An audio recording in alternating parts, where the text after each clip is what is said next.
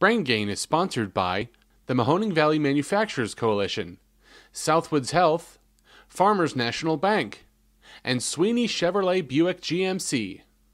Hello and welcome to Brain Gain Navigators. As always, I'm your host, Jeremy Leidick, Content Manager with the Business Journal.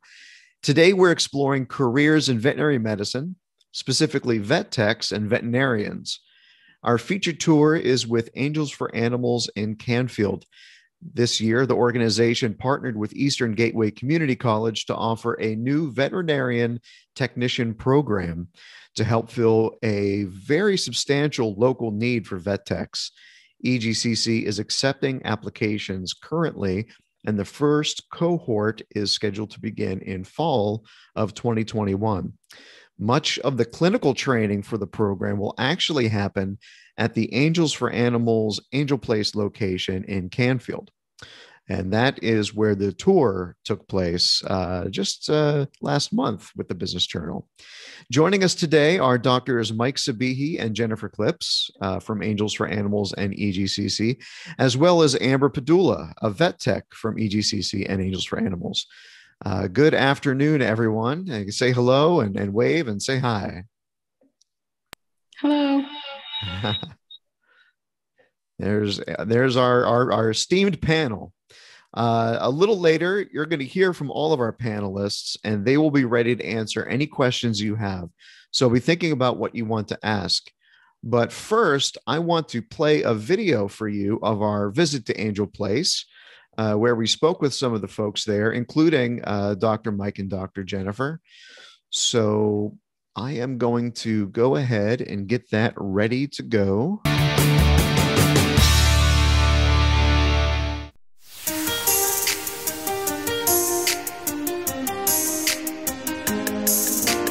Well, welcome everybody to Angels for Animals. This is the Angel Wing, and we moved into this facility in May last year, 2020. This is the building where the Eastern Gateway Community College will have its clinicals take place. The technician program is a new program at Eastern Gateway Community College. The program is going to start in August, and right now we are accepting application. And majority of the classes is going to be at Angels for Animal, and the students are going to have opportunity to hands-on and see and shadow veterinarians. We currently have 7 veterinarians here, and we have 5 exam rooms. I graduated in 2016, so it'll be 5 years. 5 years. How do you like it so far? I love it. I love it. That's why I stay for 40 years. I'm almost the retirement age, but I cannot quit. Every day is different. Every day is a new excitement. Unfortunately, there are lows to the job and sadness, but it comes with a lot of happiness too. I always was after the animals. I've always wanted to be a vet. I've always had an interest in animals and a background in science. And I grew up with it. And then the interest made me to apply for the college and get it. For me, I'm more of a pet person, and so I like that I can do all the things that a human doctor can do, but I don't necessarily have to specialize. Our veterinarians come out of the back of the exam rooms, and this is where they make up your medications. This area that we're in right now is our treatment area. We do have our dental suite complete with 1 wet table and machine. We will buy another wet table machine as time goes along. This is our imaging suite. We have state-of-the-art X-ray and ultrasound available. This is our general surgery, and we right now are able to do all types of soft tissue surgeries. We've been doing spay-neuter surgeries here since we moved in the building in 2002. So this area is our autoclave and tool preparation area. This is where all the surgical tools are scrubbed and sterilized. And then they go into these 2 awesome windows that the veterinarian surgeons take packs out when they're ready to go. We have 2 awesome surgeons here, Dr. Clipse and Dr. McCoskey. My day-to-day, typically I do 3 days of wellness, Monday, Tuesday, Thursdays, and then Wednesday, Fridays are my scheduled surgery days. This is 1 surgical suite. This is the most awesome surgical suite in probably the United States or maybe the world, who knows. This is the preparation area.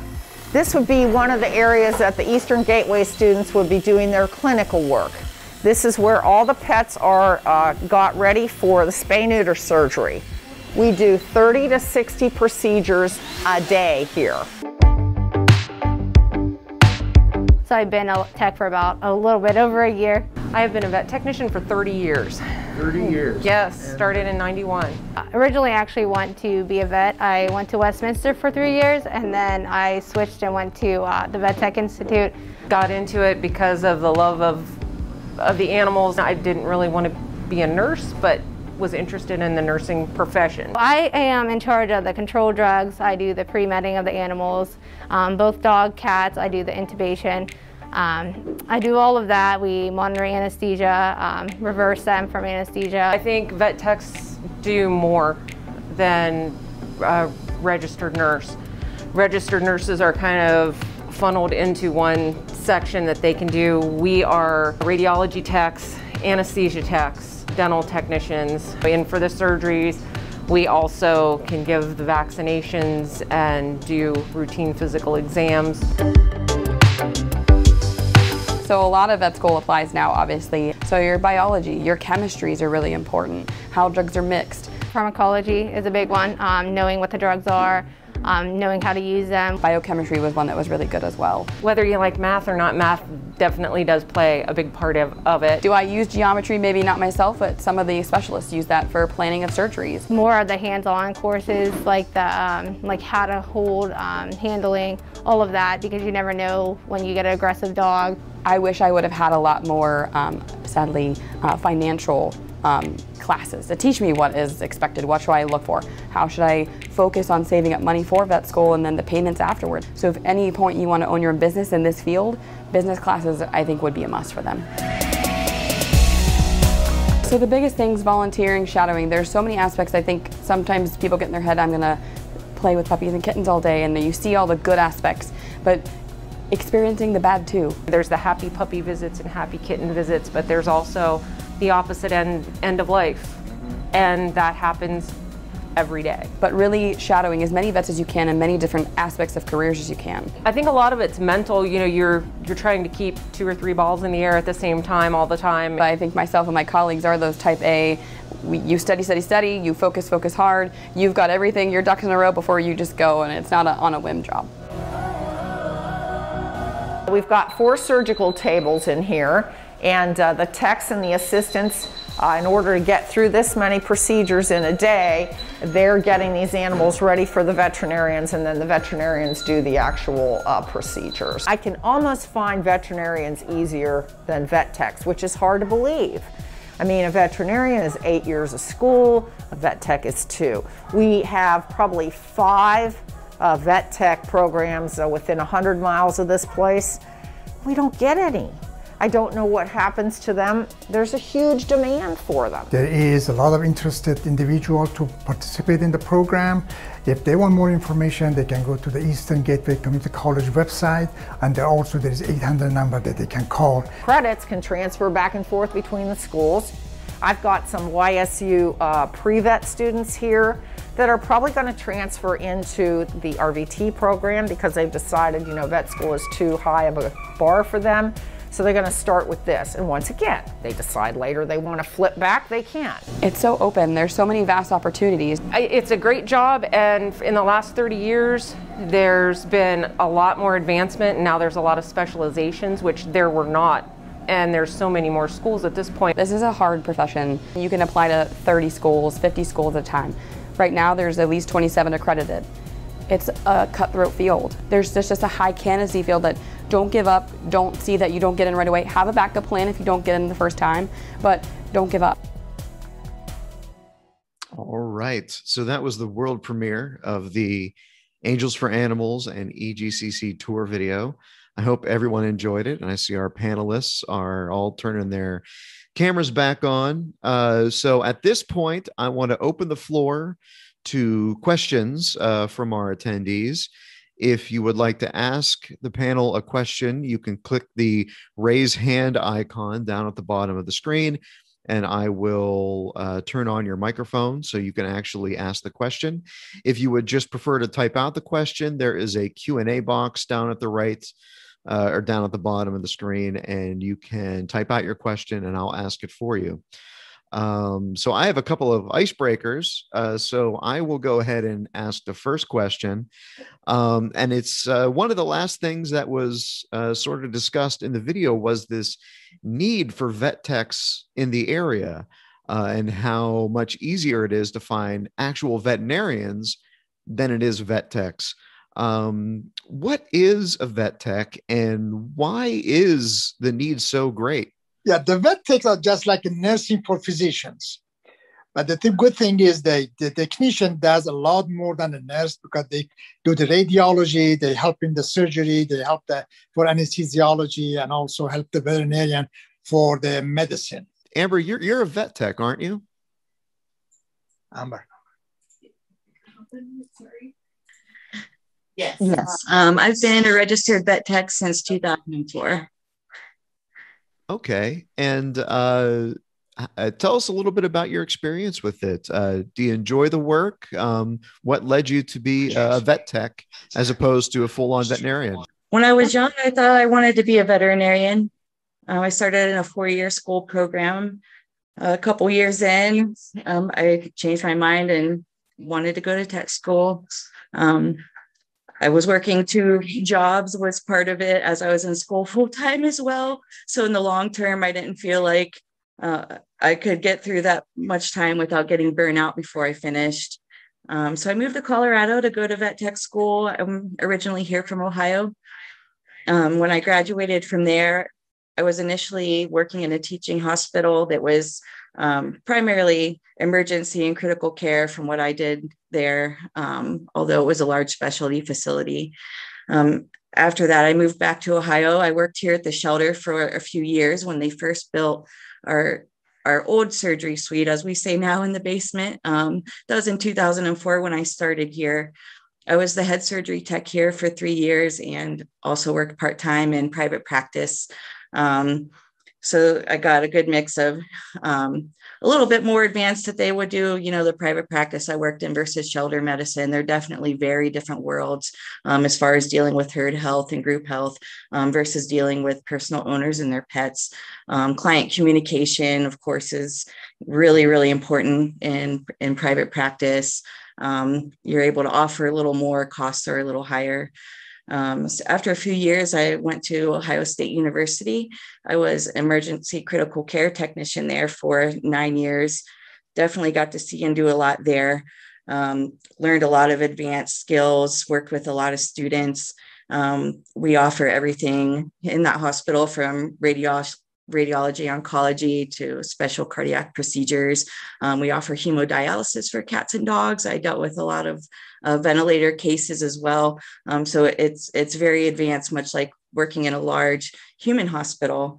So about 10 years later, I decided I wanted to move back to my family neighborhood. So I came back up this way, did some private practice again, spent a few years as a head technician here at the shelter in surgery. But just recently was hired on at Eastern Gateway. So I started just about a week ago, hoping to get classes and things ready for this tech program in the fall.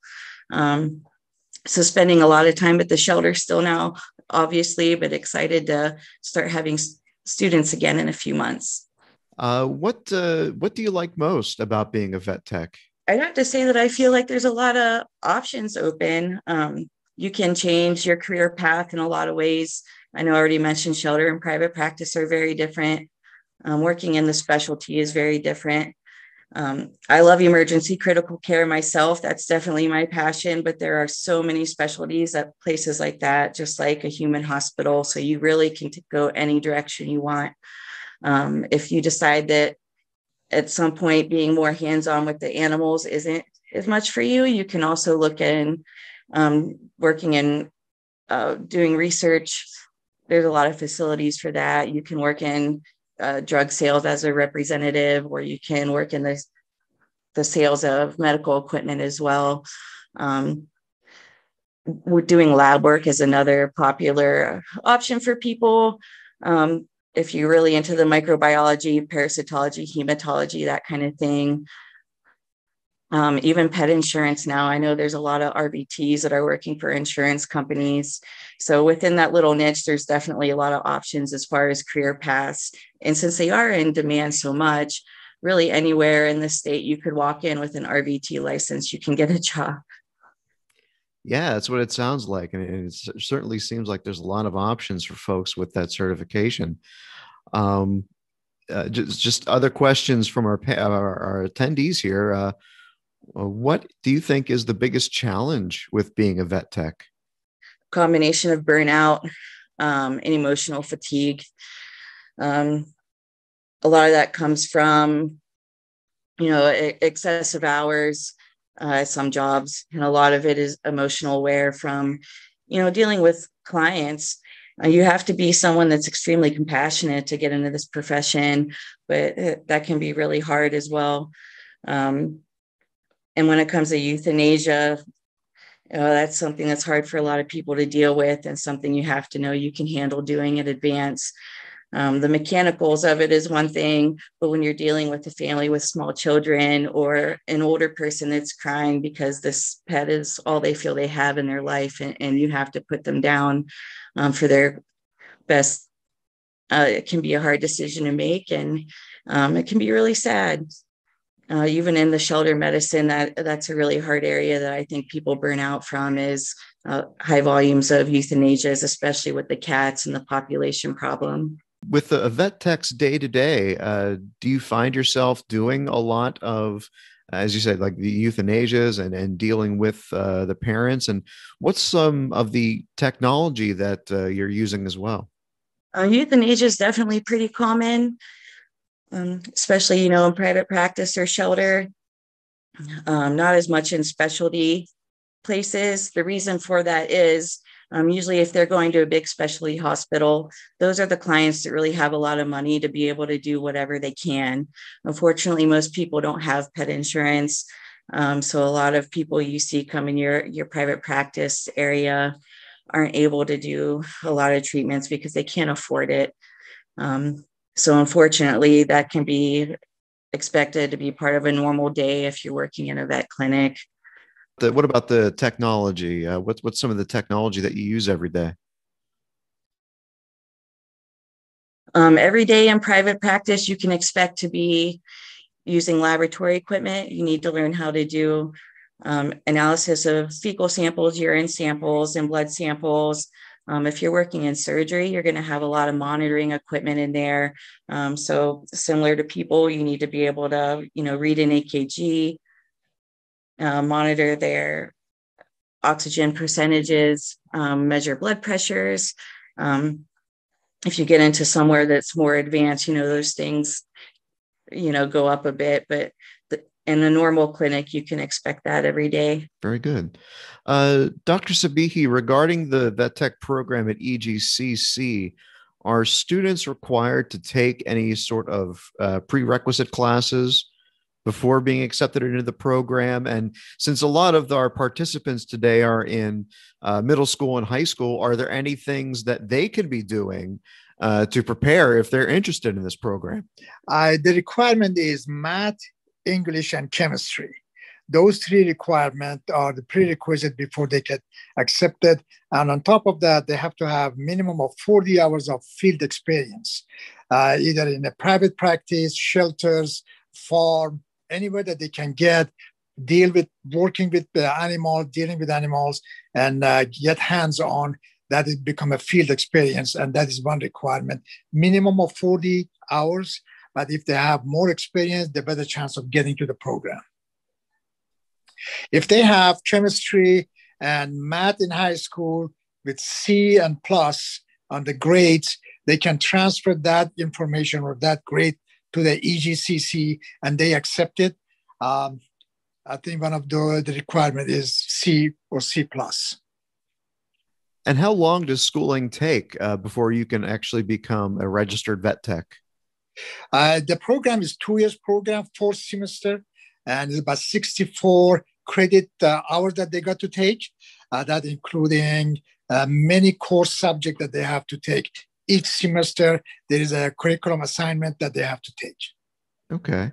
And 80 just or 90%, 80 or 90% of the courses is going to be at Angels for Animal. We have a section of the building that is just dedicated to the Eastern Gateway Community College Vet Tech program.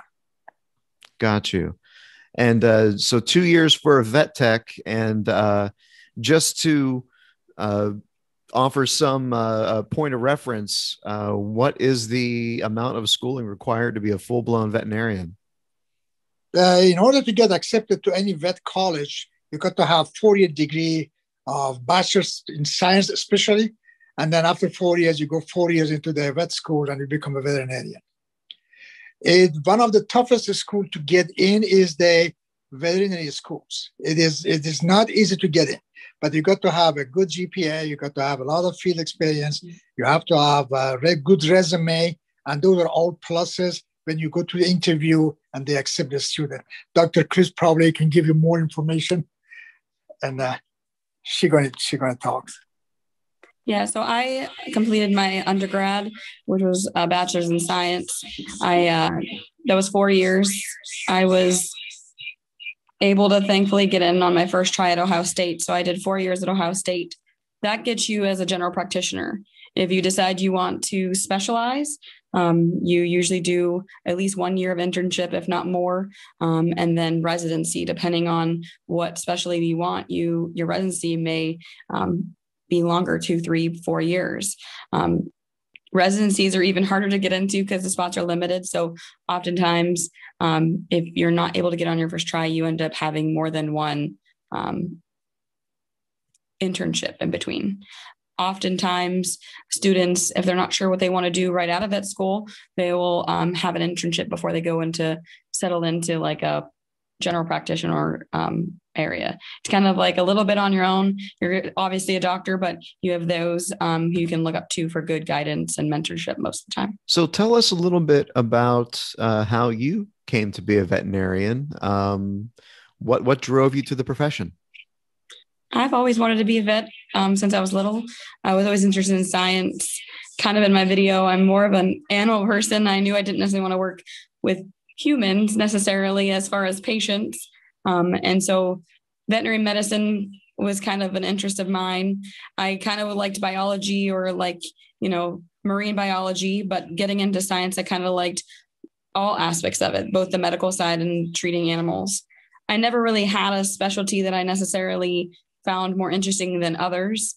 And I think just my personality, I think over time I'd get bored in just one field in particular, where that's what's kind of nice about being a general practitioner is you see everything. When things become outside your range of capabilities, that's when the specialists get involved and you have them to kind of help guide you, even if owners necessarily can't afford it. A lot of specialties are nice because you can reach out to them for help and for guidance too. I was able, I knew I wanted to kind of stay close to home, and YSU offered a really nice undergraduate program. They offered all of the necessities to get into vet school, and then just the applying process to vet school itself. And what do you like most about your job? I like that I see new things every day. It's always a learning experience. They come in for a wellness, but that doesn't mean it's going to be a wellness. Sometimes they're actually sick appointments and owners don't realize. They see these pets every day, so they don't always pick up on the subtleties, or they think that that's normal.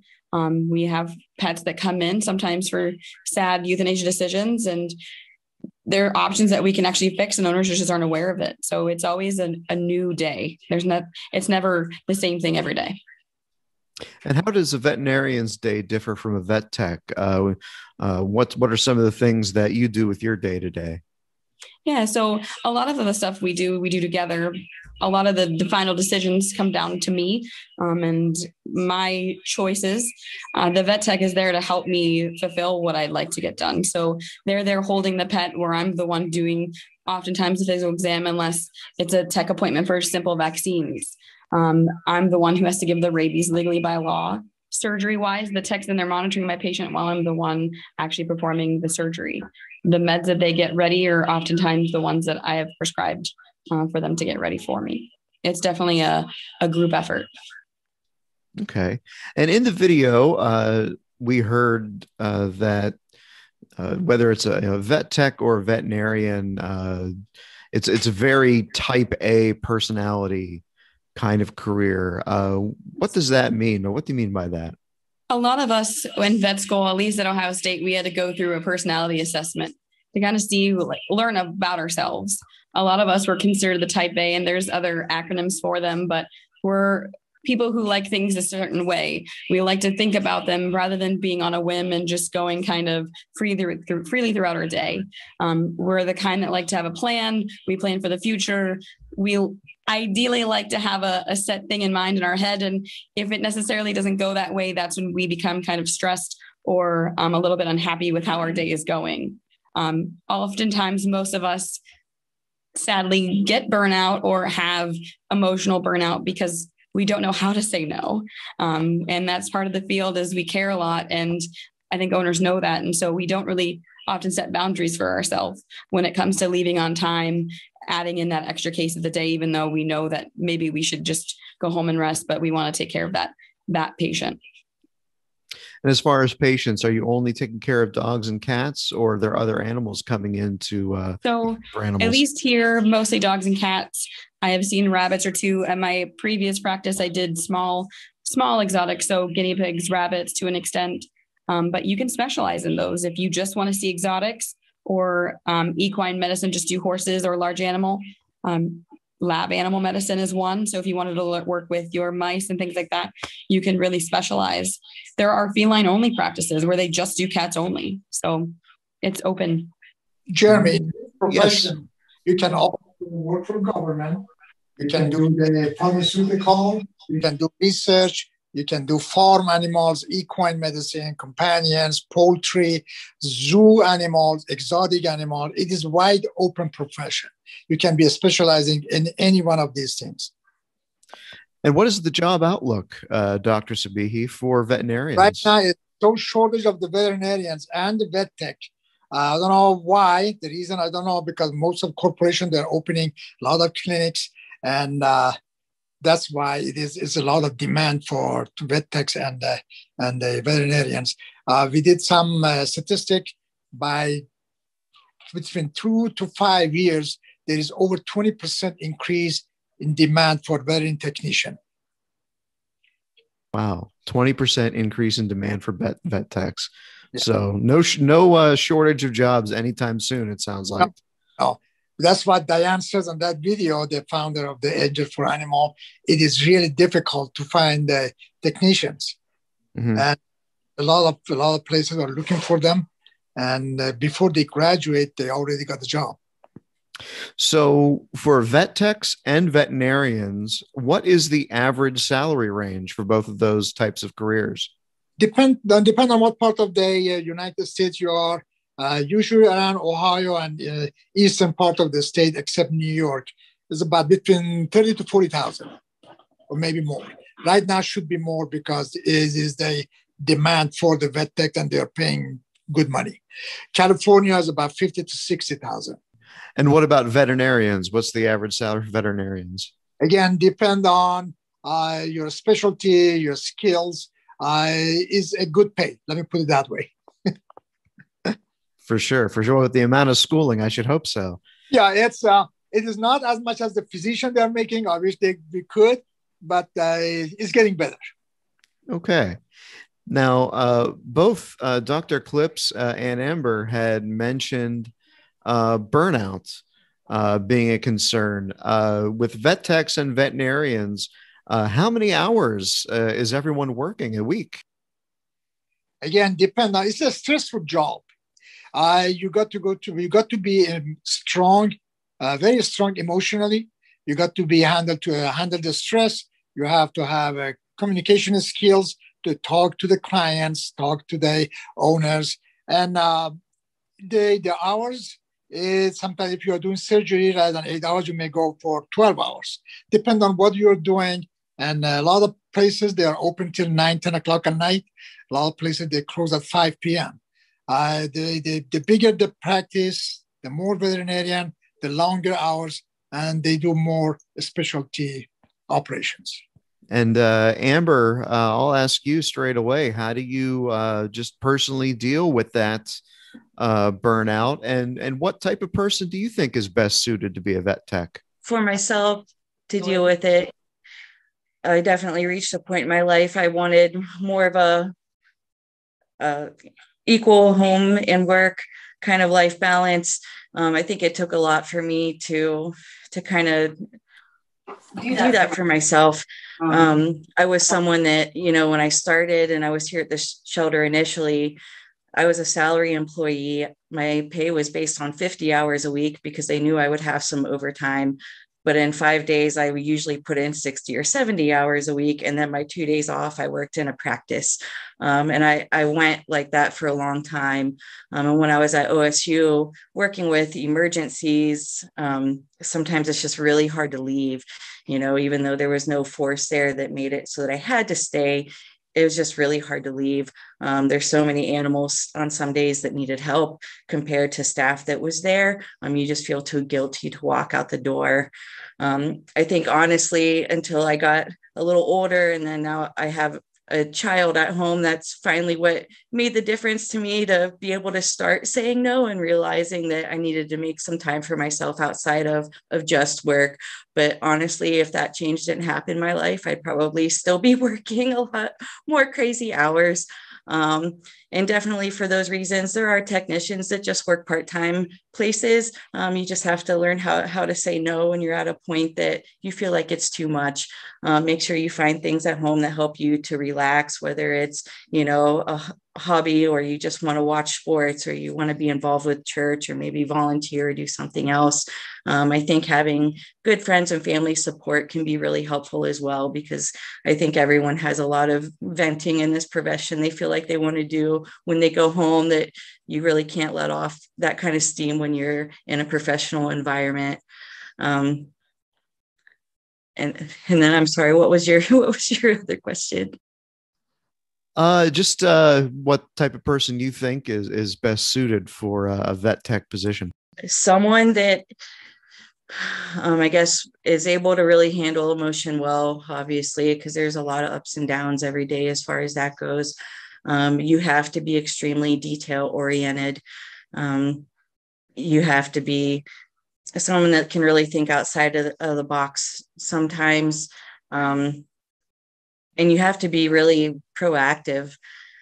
You have to be someone that can be an advocate for all of the patients. Doctors are busy. They count on you for their support. So you have to be a really good multitasker as well. Even in private practice, if you have, appointments spread out through the day, there's always a lot of overlap and things going on and appointments that run over. So you have to know how to manage multiple patients at once, or monitor multiple patients under anesthesia at once. So I think those are definitely some of the best qualities to have. Got you. And Dr. Clipse, you in the video, you were talking about volunteer and shadow opportunities, particular for younger students who might be interested. Do those opportunities exist at Angels for Animals, and how can a student get involved? Yeah, so we do have them here, depending on their age. A parent just has to sign off on it or has to be with them, especially if they're younger. Otherwise, there's I think it's online, or you can contact the manager. Her name's Angela. She usually sets up all of the shadowing opportunities. And then depending on where their interests are, how much animal experience they've had, usually they start on the shelter side, just learning the ins and outs of what kind of shelter medicine, becoming acclimated with cats and dogs in general, and then moving over to the wellness side where they actually interact with us veterinarians and vet techs and vet assistants. Occasionally, depending upon their comfortability, they may be able to see a surgery or two in a day, depending on what day they come. Okay. And how much of a team effort is it? When you're talking about that, that burnout, the stress. I mean, when I was there, it looked like it was a well-oiled machine there at Angels for Animals. So, tell us a little bit about the teamwork and the team effort. How often are you working by yourself compared to working with some of your coworkers? Yeah, so this is a profession where it's completely a team effort. If your assistants or technicians, you don't have them, I mean, it's a one-person show. It's hard to do that all. You can't sit there and hold an animal by yourself, give them vaccines, medicate them, do all of those things. So it really requires a team. It requires the right team too, because if you don't have team players or an individual is not willing to be a team player, it can really bring the morale down in a hole and really slow the process, especially on surgery days. Especially back in spay and neuter, you've got one or more technicians, you've got multiple assistants.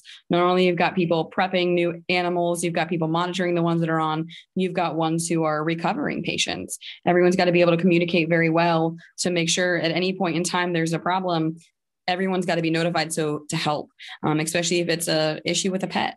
Same thing just during up in wellness. I've got my assistant or my technician who I work closely with.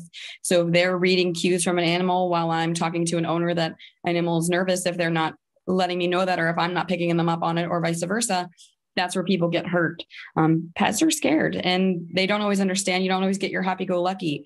So sometimes we do use muzzles, not just for aggressive pets, but for scared pets. And those are where we have to learn how to read animals as well, along with owners. Sometimes they come in and you can tell just that something is wrong. Maybe they want to choose euthanasia, but they don't want to say it for themselves. And you have to kind of be able to read and speak with owners and have that compassion to say, hey, is there more that you want to tell me that maybe that we're here for? Because oftentimes I think owners are afraid to just say, hey, I'd like to, cost-wise, pet age-wise, I think euthanasia is the decision I want, but I don't want to be the one to say it because it is a hard decision. And so this is definitely a team sport type of place. You've got to really be able to work with not only owners, but your front office staff, as well as everybody every day. How difficult is it to work with pets, especially when it comes to communicating? I mean, they can't speak. So how do you do that? How do you do that? Yeah, so a lot of times in school, at least, you get a lot of behavioral lessons, or if not, you should take the electives to reach out and learn. There's a lot of different types of handling out there, some better than others. Low stress handling is a really thing right now. A lot of people think dogs come in and they're being aggressive because they're just mean. And sometimes it's really that they're fearful. So it's learning those cues, learning to when less is more, meaning maybe just standing next to them, gently petting them and doing your exam that way, rather than, having to scruff a cat or having to hold a dog or putting them, if we need to. There are dogs who are just so fearful or they truly are aggressive that's where chemical restraint comes in. And we have to discuss with the owner what's best for the pet to get what we need done as safely and as quickly as possible. So there have been times where we've had used sedation for particular patients to get just general physical wellness, just because of the fear or true aggression from lack of just exposure in their daily life. And does Angels charge for the services? Do you provide it from a discount, or are they free of charge in some cases? There is usually a reduced count from your typical general practitioner. We are starting to offer more things like dental radiographs, ultrasound. They are still your more expensive diagnostics, but they are still at a slightly reduced cost from your typical general practitioner. I don't believe that we usually do charity things. However, there are organizations like Buster's Brigade. There's other ones out there that if owners still need financial assistance, that they will apply for. The organization will cover all or half, and then pay Angels directly for that service, so the owner doesn't have to worry about financial options. Depending on the place, although I'm not sure what all of ours are here, there's things like care credit and different financial payment options. If it's affordable to an owner, pet insurance is always a good way to go to, but sometimes the financial side is the hardest part about our job. Dr. Sabihi, regarding the program at EGCC, how is recruitment going? How many people are ready for that fall cohort, and how many people do you anticipate accepting into the program? The program, we are planning to have between 25 to 27 students in August, and it's supposed to be one-time enrollment per year, but depending on how many students we're going to have, we may have to do it twice or two times a year. Between 25 to 27 to start. And right now, I'm not exactly sure because they apply to the college rather than apply. Don't see the application till we get enough people. Right now, I think it's about 8 to 10. Okay. So we still have room for applicants if they are interested to get the package. Call the Eastern Gateway, talk to an enrollment specialist, and they give you the package. They give you all the necessary forms, and they tell you exactly what you need to do. When a student is ready to graduate the vet tech program, what test is it that they're required to take to become certified? And is EGCC able to give this test if one is required? No, the test is national board exam. It's throughout the United States, the same exam. And they take it one time. When they pass, I think it is 70 or 75. I'm not sure. If they pass it, then they become a registered technician. That actually answers all the questions that I see from our attendees. Any final thoughts from our panelists, whether it's final thoughts on being a vet tech or veterinarian, or maybe some parting advice for our students who are watching? Any individual, any student that are interested, they need to get in touch with the college, get the information, get the package. And if you already have chemistry, math, English in high school, you can transfer those. You can talk to the enrollment specialist, and that is help you a lot because you don't have to take those courses. If you don't have those courses, you can apply and get them in the summertime and before you get accepted to the program. Got you. That one more thing is that they need to get their 40 hours of field experience. If they are interested, any student, they can apply to any shelters, clinic, hospitals, farm, and get their 40 hours. There is a special form that they got to take it with them. And when they are getting the hours, they are signed by the manager of that facility, and that they bring it back to the college that they perform their 40 hours or more. Oh, that's great. That they can actually get some of that field experience, even volunteering at a shelter or something. At shelter in the Angel, they can do the volunteering, and that makes their 40 hours or more. Outstanding. Very good. Okay. Any other final thoughts, Dr. Clipse or Amber? I would just say, just don't give up. This is a profession that has endless opportunities. Even if you find one aspect that you start to go into and you say, I don't know this in this way for me. I mean, as a veterinarian, even a vet tech, I mean, you can be a teacher at a school, you can go into government, you can go into lab work. So maybe you don't necessarily like surgeries or that makes you queasy. You don't necessarily have to work and you're not forced into one box in this profession. Got it. I guess I would just like to say, be prepared for continued lifelong learning.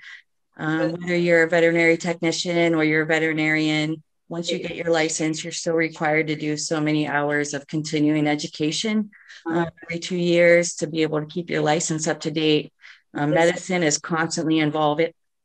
There's new things, procedures coming out all the time. There's new equipment being developed all the time, new medicines coming out. So those are all things that you can continue to grow and learn over the years. Excellent. Well, thank you, panel, for participating today. And thank you to everyone for attending.